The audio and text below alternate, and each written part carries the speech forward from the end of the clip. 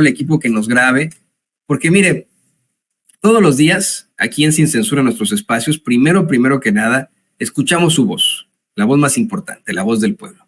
Y de ahí nos vamos a nuestros cartones, nuestras videocolumnas, las noticias más importantes, pero hacemos un análisis muy fuerte de las tendencias, las líneas muy marcadas de esos medios de comunicación corporativos. Cómo es que se avientan una cantidad impresionante de mentiras, muchas veces, o noticias motivadas, si usted lo quiere ver así, circunstancias que también se sacan de la manga. Y debido a eso, aquí en Sin Censura hemos decidido presentarle lo que para nuestra mesa editorial, la mesa editorial de Sin Censura, son las noticias más importantes del día.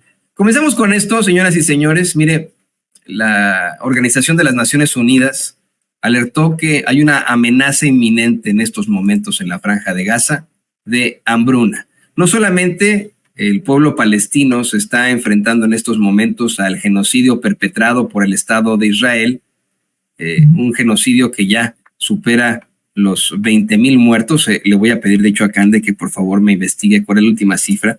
Entre estos miles y miles de niños, niñas, mujeres embarazadas, adultos mayores y civiles que ni la deben ni la temen.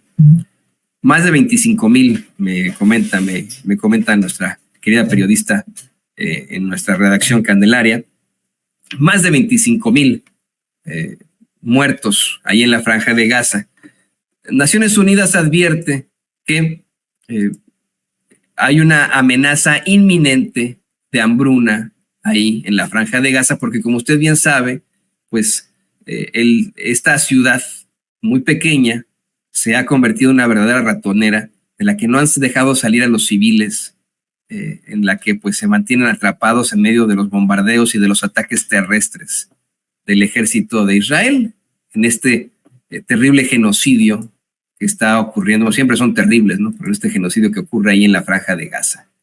Le quiero comentar también que en las últimas horas se dio a conocer la muerte de 24 soldados israelíes en lo que pues se considera como la jornada más mortal, más letal para el ejército de Israel en Gaza. Resulta que 2 edificios se habrán caído con 19 militares que ponían minas, imagínese usted, bombas, cuando un grupo de militantes de Hamas dispararon contra ellos una granada contra uno de estos inmuebles y habría provocado la muerte de 24 soldados israelíes. Pero mire, yo quería rápidamente hacerle el comparativo que plantean nuestros amigos de Democracy Now! Mientras en estos momentos en los medios de comunicación corporativos siguen con la nota muy fuerte de que murieron 24 soldados israelíes en la jornada más letal, ignoran que por día, en medio de este genocidio perpetrado por el Estado de Israel en la Franja de Gaza, 195 palestinos mueren al día. 195 palestinos, entre ellos la mayoría obviamente civiles. Entonces, por estos 24 soldados israelíes, que por supuesto la vida de todos es importantísima, de absolutamente todos, pero al mencionar que murieron 24 soldados israelíes en un ataque, en un solo día mueren 195 palestinos. 195 palestinos, según reportan nuestros amigos de Democracy Now!, un medio independiente aquí en los Estados Unidos, que bueno, en algún momento nos gustaría establecer contacto con ellos. También le quiero comentar que el secretario general de Naciones Unidas, mi tocayo Antonio Guterres, advirtió que la paz mundial peligra si el Estado de Israel no contempla un cese al fuego inmediato. Esta circunstancia, bueno, pues incluso ha sido ya analizada por el gobierno de Estados Unidos después de tanto tiempo. Se ha visto una fragmentación entre las relaciones que son, pues vamos, históricas y con mucha fuerza entre el gobierno de Estados Unidos y de Israel, luego de que el gobierno de Estados Unidos le exigiera una y otra vez al Estado de Israel la creación de un Estado palestino tras este conflicto. El Estado de Israel, encabezado por este genocida de nombre Benjamín Netanyahu, y una cantidad impresionante de personajes de su gabinete que también pues están enfermos y han realizado este genocidio terrible, se niegan rotundamente la creación de un Estado palestino, contraviniendo el planteamiento de los Estados Unidos incluso, y esto ha provocado que hayan fuertes diferencias entre ambas naciones. Sin embargo, Estados Unidos continúa apoyando al Estado de Israel, y nosotros, los que vivimos en este país, sean los ciudadanos o nosotros los inmigrantes, incluso los hermanos indocumentados, todos aquí pagamos impuestos y todos estamos financiando ese genocidio, desafortunadamente, por el dinero que envía Estados Unidos y el armamento que envía Estados Unidos a la Franja de Gaza. Así que, si usted vive aquí en Estados Unidos, mire, esto sí es un derecho para todos, seamos inmigrantes o ciudadanos. Tenemos en la primera enmienda el derecho de petición. Este derecho es para todos. Está el derecho a la libertad, obviamente el derecho, la libertad de expresión, la libertad de prensa, la libertad de religión y etcétera. Esos derechos son para todos, ¿no? Son derechos, son nuestras garantías individuales, nuestros derechos fundamentales. Y usted sí le puede solicitar al gobierno que se ponga las pilas y que deje de utilizar nuestro dinero que nosotros les damos en contribuciones para asesinar sistemáticamente a niños y niñas de la forma más terrible. Yo se lo pido a usted que nos ve y que nos escucha. Por cierto, que dieron a conocer que estos marinos mexicanos, que son parte de del personal que fue plagiado en el Mar Rojo, están bien. Son 2 mexicanos y según constató la Cancillería, la Secretaría de Relaciones Exteriores, estos 2 marinos que eran parte de la tripulación del buque de carga Galaxy Leader, ahí en el Mar Rojo, se encuentran en buen estado de salud, no han sufrido algún tipo de maltrato o abuso. Así lo dio a conocer la Secretaría de Relaciones Exteriores, que tuvo contacto con ellos. Recordará que se secuestró este buque por parte, de los esfuerzos para enfrentar precisamente ese genocidio. En estos momentos el gobierno de Estados Unidos y de Reino Unido continúan bombardeando a los hutíes de Yemen para que puedan reabrir el Mar Rojo y pues puedan seguir pasando las mercancías hacia Israel y hacia Europa. Pero bueno, ahí están, esta circunstancia también muy importante. Nuestros paisanos están en buen estado de salud, no han sido maltratados, según constató la Secretaría de Relaciones Exteriores, que ya tuvo contacto con ellos. Le quiero comentar también, esto es muy, muy fuerte, noticias más locales. La gobernadora panista de Chihuahua se lanzó a hacer comentarios muy, muy infames. Mire, antes de que vayamos a su comentario infame, en el que hasta asegura que el gobierno de López Obrador se hace pendejo en cuanto a la inseguridad, yo le quiero recordar a usted que esta es Maru Campos, la que ha participado así en mítines de campaña de priistas y de panistas, la que tan solo hace unos meses así hablaba en un mítin de la priista Alejandra del Moral. Antes de que escuchemos este lenguaje que, mire, yo no puedo cuestionar porque yo también tengo un lenguaje muy perdularo, yo también soy muy pelado, pero antes de escuchar el lenguaje pelado de Maru Campos, pues recordemos cómo se expresaba hace algunos meses en la campaña de Alejandra del Moral. Quiero decirle al Estado de México que la 4T y los de enfrente no son invencibles. En el 2016, 2018, 2021, Aguascalientes, Querétaro y Chihuahua les hemos roto el hocico a Morelos. Y ni se diga de cómo hizo su grito de independencia en el pasado, el día de la independencia, ahí, en Chihuahua. Así, yo se lo decía hace rato, lo cuestionaba, ¿qué pensaría el general Pancho Villa sobre esto? Pancho Villa fue gobernador de Chihuahua, hizo una serie de reformas, abrió escuelas, entregó mansiones a los pobres, mansiones de los ricos, de los terrazas, de los krill, entregaba comida, imprimió su propio dinero para tener circulante y mantuvo la economía de ahí de Chihuahua. Estableció un estado completamente de igualdad ahí. ¿Qué pensaría Pancho Villa si viera que su gobernador, la gobernadora de Chihuahua es esta ahora? ¡Viva Guerrero! ¡Viva Allende! ¡Viva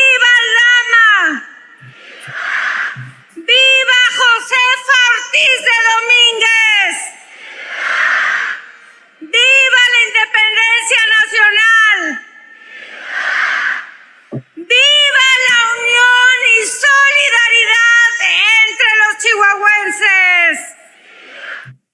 Hasta que he estado leyendo este libro de la biografía de Pancho Villa con el muy admirado, escrito por el muy admirado Paco Ignacio Taibo II, me di cuenta por qué los panistas de Chihuahua, que son parte de estas élites, nunca dicen viva Villa, ¿verdad? Que deberían decir viva Villa, también no es parte de la independencia, es parte de la revolución, pero pues se incluyen a también próceres de la revolución. Bueno, pues esta es Maru Campos, también haciendo declaraciones muy infames ante los medios de comunicación corporativos. Se manifestaron por el secuestro de 4 personas, 2 de ellas ya liberadas. ¿Cuál es su postura, su opinión? Bueno, pues no, nuestra postura es que esas cosas no tienen que suceder, que tenemos que prevenir que estas situaciones sucedan. Desgraciadamente, bueno, pues son situaciones del fuero federal donde otra vez tenemos la omisión, la indolencia completa y los gobiernos de los estados y los municipios no le pueden hacer la tarea más al gobierno federal. Exigimos que el gobierno federal ponga atención a través de su Secretaría de Seguridad Pública federal, que ponga atención al estado de Chihuahua y que deje de ser omiso, si no es que decir pendejo, de lo que está sucediendo en el estado de Chihuahua. No es una situación del estado de Chihuahua, son delitos del fuero federal. No, sí, es una situación del estado de Chihuahua también. Es una colaboración entre las autoridades estatales, la Guardia Nacional, es una colaboración entre todos, no se pueden andar ahí echando la bolita y decir de quién es y de quién no. Yo le doy el contexto para que no suene a omisión. Se da a conocer que, en primer lugar, liberan a 2 miembros de la familia Levarón, y luego el señor Adrián Levarón dice que liberaron a 4 miembros de su familia que habían sido secuestrados, sanos y salvos. Ya a los 4 los liberaron, pero bueno, según Maru Campos, el gobierno de López Obrador se hace pendejo, y pues al hacer estos planteamientos, a uno no le queda más que decir, ¿qué?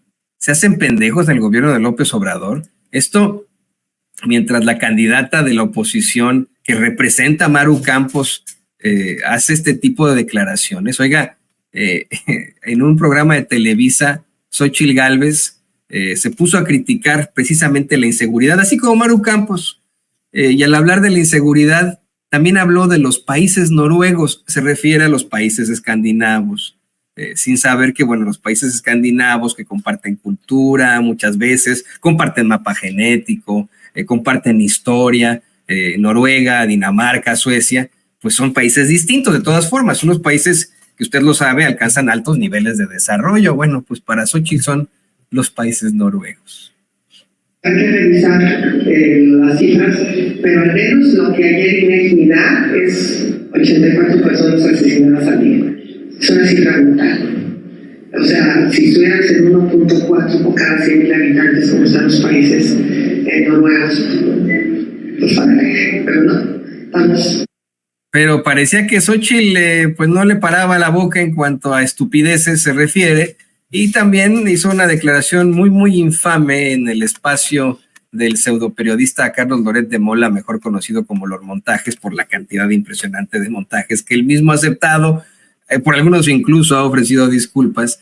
Ahí, en la plataforma chayoteril de choque, Latinus, Xóchitl Gálvez le dijo a Loretito que López Obrador privatizó al sector privado. Mira nada más, o sea, privatizó al sector privado, es lo que dice Xóchitl Gálvez. Este gobierno privatizó el sector privado. Y bueno, obviamente... Privatizó el sector salud. Privatizó el sector salud y yo... Pues sí, hasta la tuvo que corregir Los Montajes, imagínese usted. Algo que nos recuerda absolutamente aquel momento en el que Xóchitl Gálvez, incluso durante una especie de planteamiento de meeting que no podía hacer porque ni siquiera estaban en las precampañas, se puso a intentar hacer una cita, el legendario discurso de Luis Donaldo Colosio en el Monumento a la Revolución, pero pues no le salió, y en lugar de decir que el pueblo de México tiene hambre y sed de justicia, dijo que tenía hambre de sed. ¿Se acordará de esto? Eso sigue siendo verdad. Millones de mexicanos siguen teniendo hambre de sed y de justicia. Hambre de sed y de justicia. Bueno, hambre de sed de justicia, dijo Xóchitl Gálvez. No por nada, la nota de hoy es esta, que según la encuesta de Mendoza y Asociados, Mendoza Blanco y Asociados, si hoy fuera la elección para presidente de la República, 68.1% votarían por Claudia Sheinbaum, Solamente 26.6% votarían por Xóchitl Gálvez, y bueno, ni se diga de este cuate, un desconocido de nombre Jorge Álvarez Maínez, lo estamos leyendo, no saben ni quién es, que representa una empresa llamada Movimiento Ciudadano. Es decir, casi 42 puntos, según la nueva encuesta de una casa, de una empresa demoscópica muy reconocida, casi 42 puntos le lleva la doctora Claudia Sheinbaum a Xóchitl Gálvez, no por nada, Por cierto que esta encuesta también revela que el presidente López Obrador pues se lleva también muchísima fuerza, más del 70% de aprobación. Miren lo que son las cosas. Híjole, así están abajo en las encuestas. También le quiero comentar que en medio de este golpeteo, pues no dan una en la oposición, y según Silvana Aureoles, la dirigencia del PRD está a punto de sepultarlo. Pobrecito. Queridas amigos, como lo expresé ayer, en el marco de un encuentro con compañeras, compañeros, militantes del Partido de la Revolución Democrática en Michoacán, liderazgos de todos los rumbos del Estado. Es preocupante porque lo que está sucediendo en mi partido, el partido al que yo ayudé a fundar, en el que he luchado toda la vida por mantener como una alternativa para seguir fortaleciendo la democracia, los derechos y las libertades en nuestro querido país, pareciera ser que algunos se empeñan en llevarlo a su fin, empezando por su presidente, Jesús Zambrano, que cuida, igual que López Obrador, lealtades ciegas y no capacidades y trayectorias. Le reparte los espacios a los que le sirven para mantenerse en el poder, para seguir controlando lo ya muy minado que queda el PRD. Por cierto, quienes lo han llevado a esta etapa de ruina han sido ellos, los chuchos, empezando por Jesús Zambrano y sus secuaces. Me da tristeza, preocupación, ver que liderazgos importantes, como el ex jefe de gobierno de la Ciudad de México, Miguel Ángel Mancera, que no lo tienen considerado para nada, muy a fuerzas le quieren dejar un distrito para que vaya y compita, y hacerle el favor de que vaya en el segundo lugar de la lista de la cuarta circunscripción. A Luis Espinosa Cházaro, perfil importante para competir por la Ciudad de México, animado y promovido por el propio Zambrano, que después, sin decir aguabá, anuncia que apoya al candidato del PAN. Jesús, pareces más del PAN que del PRD. No sé qué te han ofrecido, qué te dieron, por qué andas tan enamorado del PAN, incluso pisoteando a un compañero y amigo que durante 17 años trabajó para ti y para el PRD. Me refiero a Cházaro. De verdad, hablemos en serio. Esta es una burla. Pero, ojo, si el PRD pierde el registro, los sepultureros van a ser Zambrano y Ángel Ávila. Jesús Zambrano, López Obrador y Ángel Ávila. Ojalá todavía están a tiempo de ¿Por qué? ¿Y López Obrador por qué, cabrón? Bueno, sí, la verdad es que tiene razón. Efectivamente, el presidente, la Cuarta Transformación y el pueblo de México están sepultando al PRD. Y no es algo de lo que debamos sentirnos tristes. Todo lo contrario. Miren qué quedó el PRD en estos momentos. Por favor, señoras y señores. Y además, este señor que es el peor gobernador evaluado en su sexenio, de todos los gobernadores que había, este era el peor evaluado, por el que no votaría. Bueno, pero mire, no votaría ni en la cuadra en la que vive. Por favor, ¿de qué estamos hablando, no? También le quiero comentar, hablando de comentarios y de planteamientos infames, que Beatriz Pajes dijo en el espacio del Cacarraqui con el saco de pus Javier Lozano, que estaba chido antes que los presidentes autoritarios, así lo dice la señora, de verdad, se reunieran con los chayoteros. Miren nada más. A ver, Javier, te voy a decir una cosa.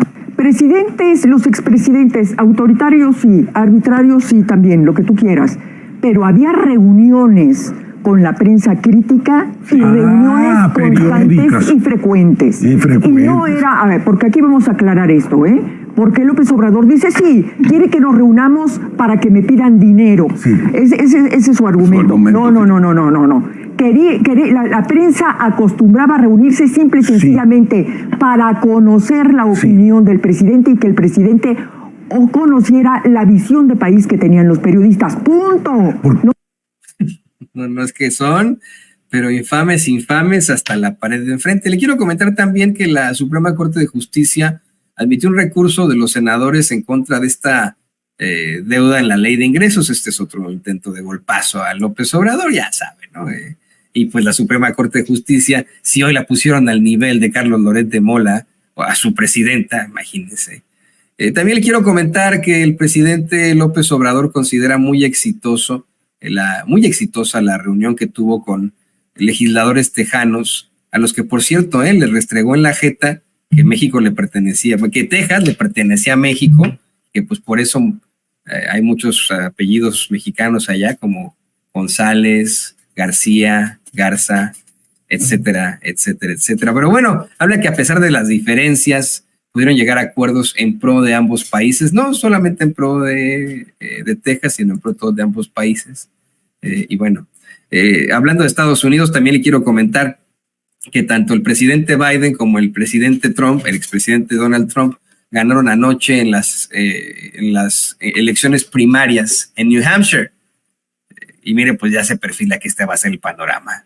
Estos son los dos que se van a enfrentar. Ya me preocupa lo que nos cuestionaba ayer Hernández Borbolla, el periodista Manuel Hernández Borbolla, de cómo es que pues a uno de ellos pareciera que tiene muchos problemas para llegar a la carrera ante su falta de lucidez.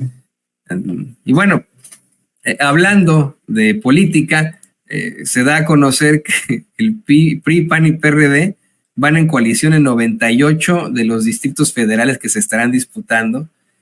No pueden de otra forma. 98 de los distritos federales que se van a estar disputando, así van a ir en coalición. En estos tres que pues de otra forma no pueden. También le quiero comentar que un avión de la aerolínea Northwestern Air se desplomó en Canadá, en Fort Smith, y hay al menos 10 fallecidos. Hablando de Canadá, se está analizando esta pues determinación completamente racista y antimexicana para exigirnos visas, como si los mexicanos todos quisiéramos ahí, ¿no? Irnos a Canadá. Esto ante pues una supuesta crisis inmobiliaria que existe ahí en Canadá. Pues así se le inventan los racistas, los personajazos de este estilo. Por otra parte, ya para cerrar, Amnistía Internacional denuncia la forma en la que va a ser ejecutado un preso de nombre Kenneth Eugene Smith en Alabama, puesto que será ejecutado por una especie de asfixia por nitrógeno. Así se llama, asfixia por nitrógeno. Se está probando este castigo inusual, que así está en la Constitución, que no se pueden aplicar castigos inusuales y terribles. Bueno, pues de todos modos así van a ejecutar en Alabama a este señor Kenneth Eugene Smith, quien fue condenado a muerte junto con otro hombre acusado por el asesinato de Elizabeth Sennett, la esposa de un predicador. Así lo plantean. Y bueno, por cierto, el Los Angeles Times anunció el despido del más del 20% de su redacción, para que vea que en todos lados se cuecen habas, no solamente en ciertos espacios. Y hoy la jornada trae una nota buenísima, muy